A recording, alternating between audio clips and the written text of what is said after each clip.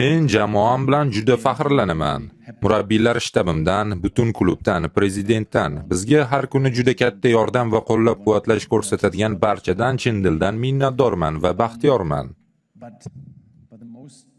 Lekin eng muhimi bu jamoa. So'nggi haftalar va oylarda biz juda ko'p o'yinlar o'tkazdik.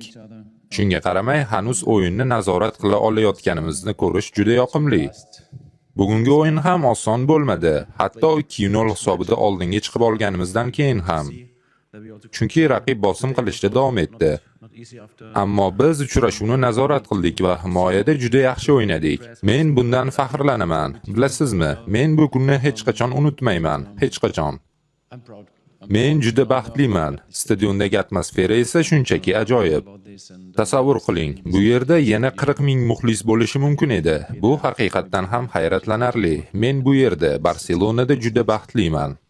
Bugun ertalab onam menga qo'ng'iroq qilib, otam vafot etganini aytdi. Men o'ylab qoldim, buni hammadan yashiraymi yoki jamoaga aytaymi? Chunki ular men uchun oiladek. Va men shunday qarorga keldim. Mayli.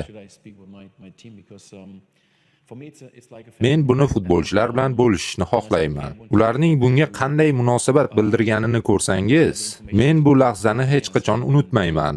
Men har bir futbolchimdan, murabbiylar shtabimdan va butun klubdan nihoyatda faxrlanaman. Men uchun Barselona bu haqiqiy oila. Men bu ajoyib klubda ishlash imkoniyatini, shuningdek Barselonada yashashni juda qadrlayman. Bu yerdagi odamlar menga ham, shtabimga ham hammaga juda yaxshi munosabatda bo'lishadi. Shu sababli men o'zimni aynan kerakli joyda va kerakli vaqtda ekanligimni his qilaman.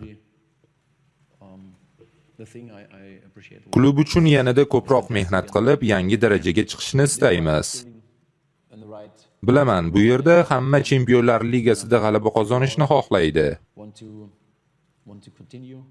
Keyingi mavsumda bunga albatta urinib ko'ramiz, yana harakat qilamiz va umid qilamanki, maqsadimizga erishamiz.